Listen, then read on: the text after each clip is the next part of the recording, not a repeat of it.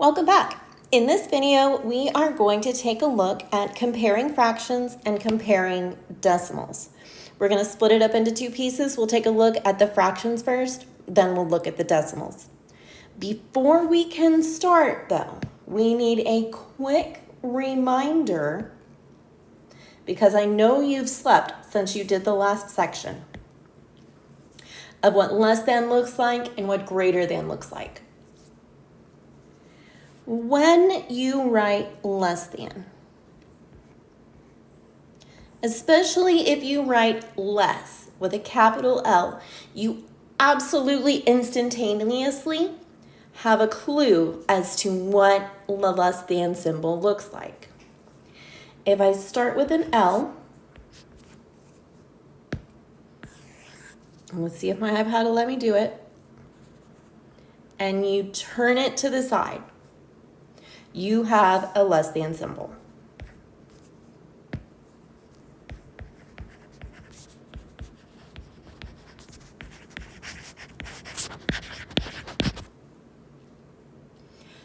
Greater than goes the other way.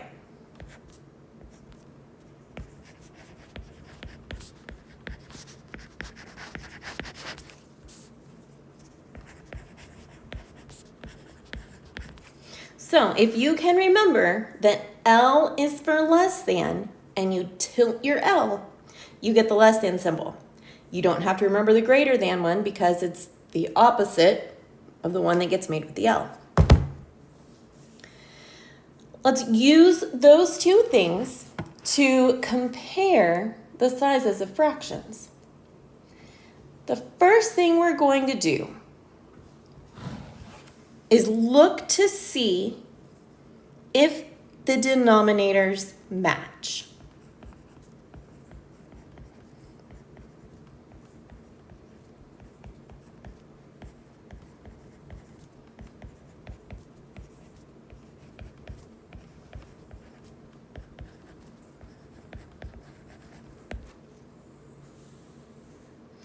If the denominators are the same,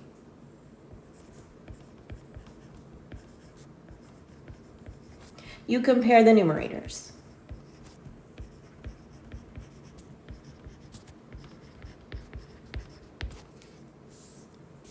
Larger numerator gives you a larger fraction.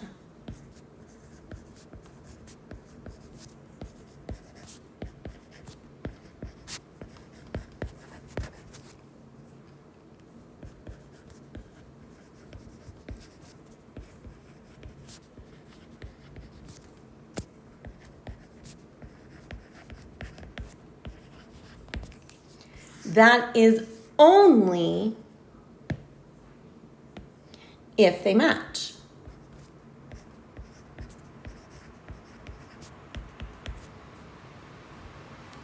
If they do not match,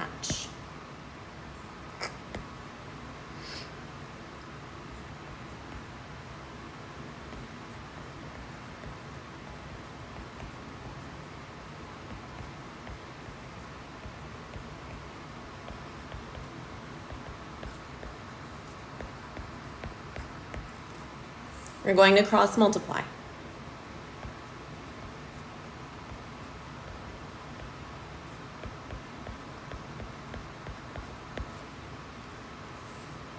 Then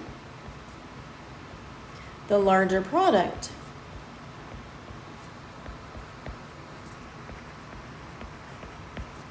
indicates the larger fraction.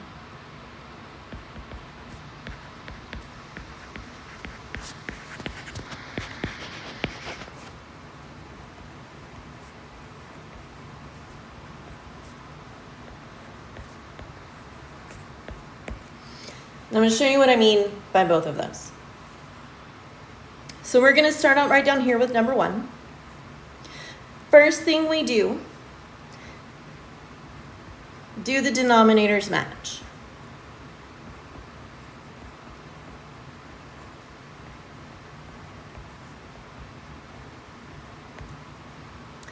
If we look at our denominators, we have a 2 and we have a 6.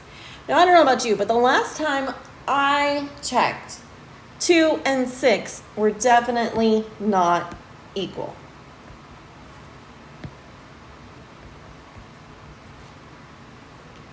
Since those are not equal, we cross multiply.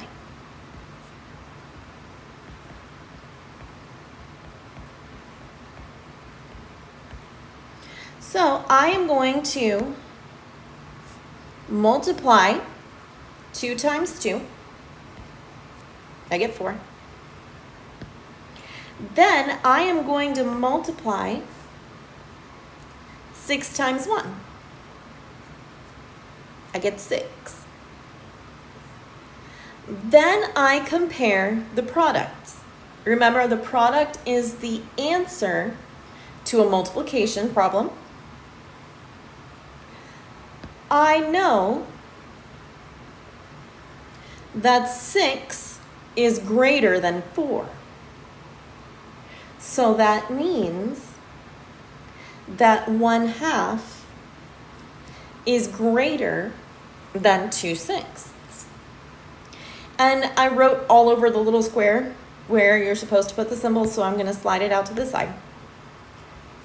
1/2 and 2/6 and 6, or 1/2 was greater than 2/6.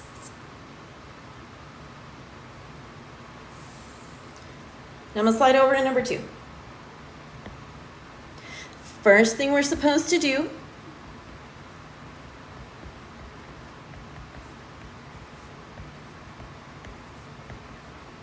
is look for matching denominators. So I go look at this one and I go look at this one. And as far as I know, 11 is still equal to 11. If I get an email telling me otherwise, I will be sure to let you know. But until then, 11 is still equal to 11. So yes, we do have matching denominators. So if we go back and look at our steps, it says now we compare the numerators. So we need to compare the 7 and the 5. Well, I know that 7 cookies is way more than 5 cookies. I would much rather eat 7 than 5. So that means 7 is greater than 5. And I'm going to move my symbol down in there. That means that 7 over 11, or 7/11, is greater than 5/11.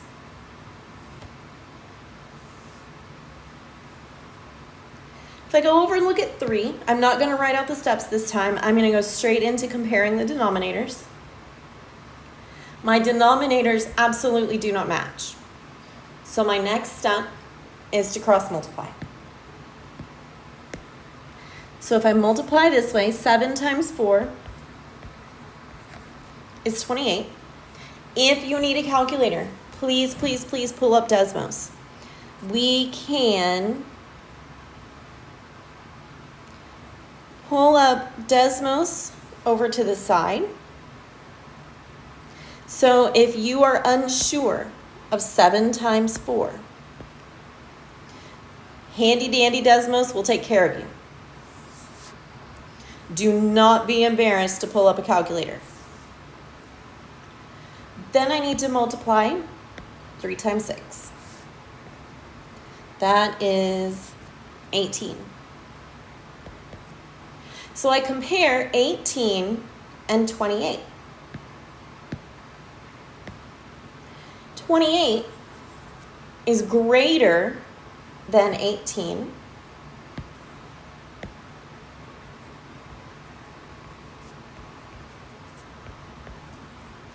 So I'm going to switch that around because I don't want that to be confusing. I want to write it the same way it's written. 18 is less than 28. So 3/7 is less than 4/6. So there should be a less than symbol right in there.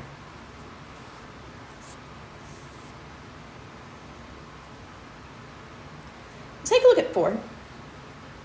When I compare my numerators, 2 and 9 are definitely different. So I'm going to pull out my cross multiplication. 2 times 9 is 18.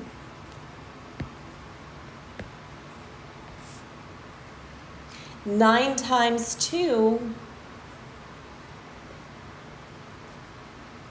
is 18. Well, wait a minute.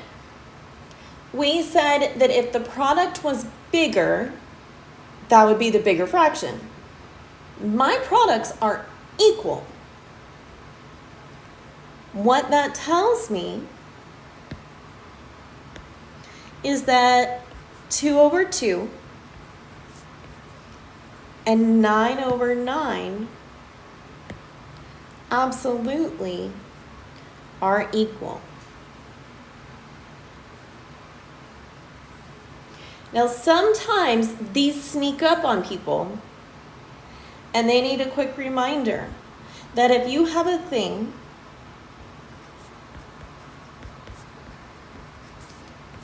divided by the same thing,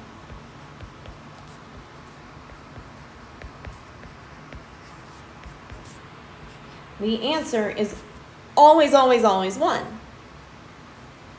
So if I have 13,000 divided by 13,000, it's just 1, which is really kind of disappointing. You expect a fancier result than that, but that's what you get. You get a 1. So this is really a 1 and a 1 in disguise. Well, 1 is always equal to 1. So there you go.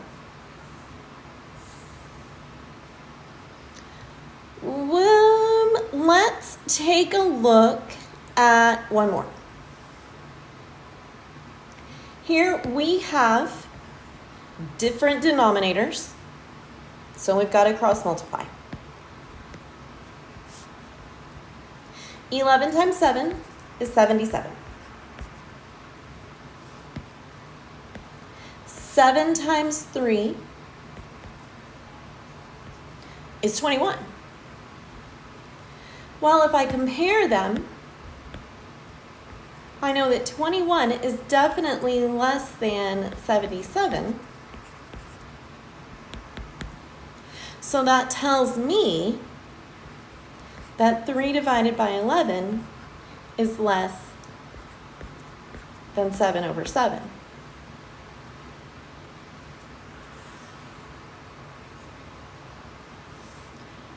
Now let's take a look at comparing decimals. A lot of people find this a little harder than comparing fractions, but we're going to try to simplify it for you a little bit. So let's say we want to compare these two numbers. We want to know which one is larger. We've got 314.578 and 314.03. If you can tell right off the bat just by looking at those which one is bigger, great. Don't spoil it for the rest of us. Keep it to yourself. So here we go. The first thing we are going to do to compare these two decimals is rewrite them. We are going to stack up our numbers.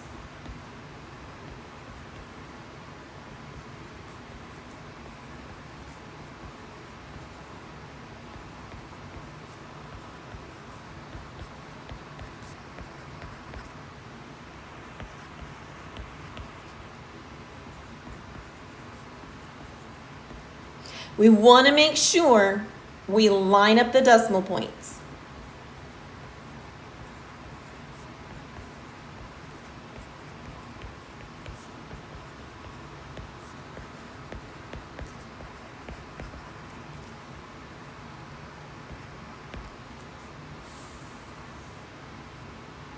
So here I go. I am actually going to draw myself a rectangle.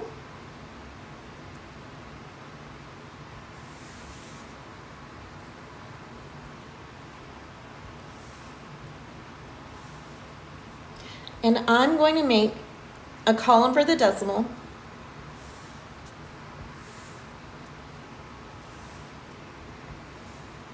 And some columns for my numbers. I'm going to make this one thicker.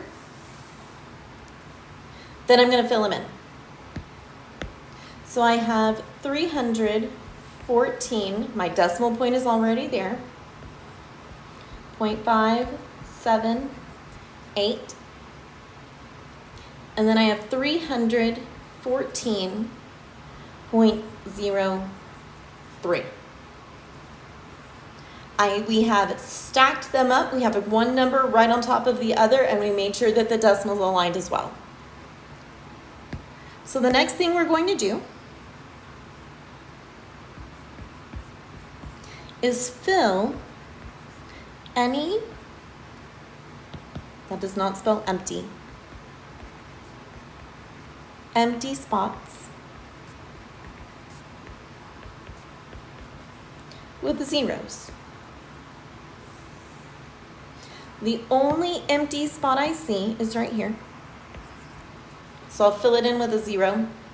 I'm going to move that down here. I'm going to cheat a little bit. You don't have to completely recopy your table if you don't want to. If you want to do all of the steps in that first one, it's totally fine. These are your notes. So I've filled in all of my spots with zeros. Now we're going to compare.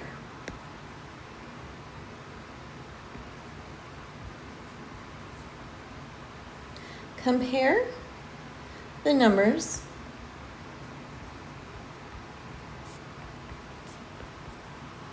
to the left.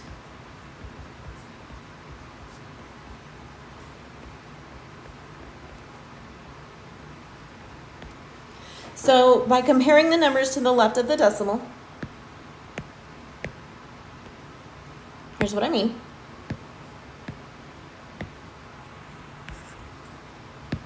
We want to compare this one and this one. If one is larger than the other, then you can make your determination. You can go ahead and say this one is larger than this one. If they're the same,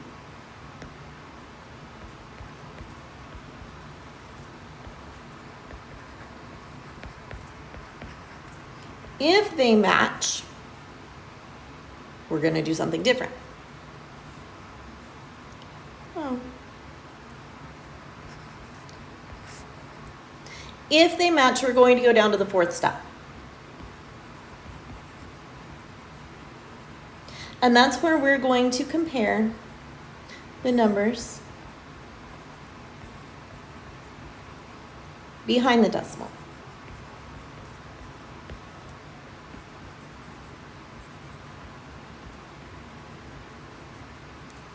So I'm going to compare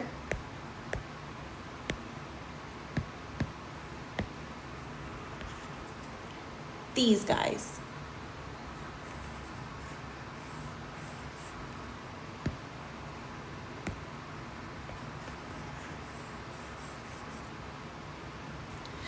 If I compare these two, it looks like I have 578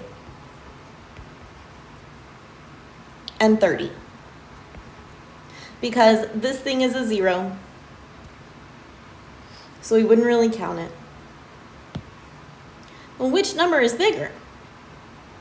I know that if you were handing out free money and one pile had $578 and another pile had $30, I would definitely want the pile with more money.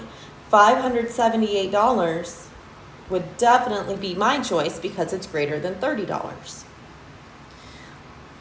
578 being greater than 30 tells us that 314.578 is greater than 314.030. So if comparing decimals has always been a little intimidating, this is a trick that may help. So let's try some. I'm going to do the steps a little bit out of order. I didn't really think those through when I put them down there. I'm going to compare the numbers in front of the decimals. 35 versus 34. I know 35 is bigger than 34, so I can put a greater than in here and move on with my life. This guy though, when I go and compare the 42 to the 42, that doesn't get me anywhere. Those are the same size. So I am going to write out my numbers. I'm going to write 42.59 and 42.673. Now I can see I've got an empty spot right here above the 3, so I'm going to fill it in. And then I'm going to compare these two numbers just like they were plain numbers. So I'm going to treat it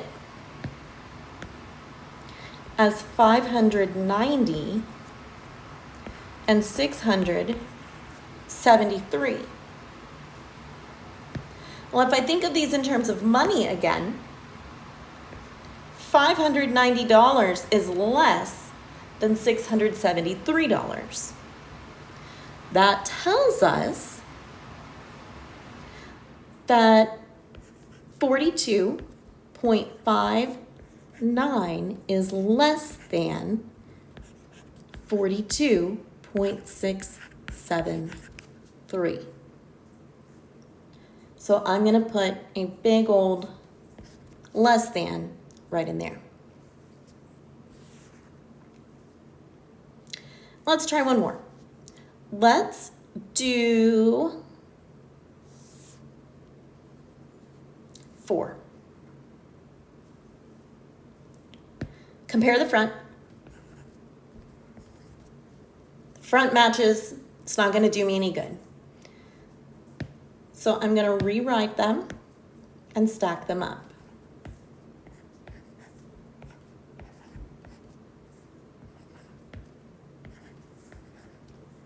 And I can see I've got 2 empty spots. So I fill in the empty spots with zeros. And then I'm going to pull off my decimals as though they weren't decimals.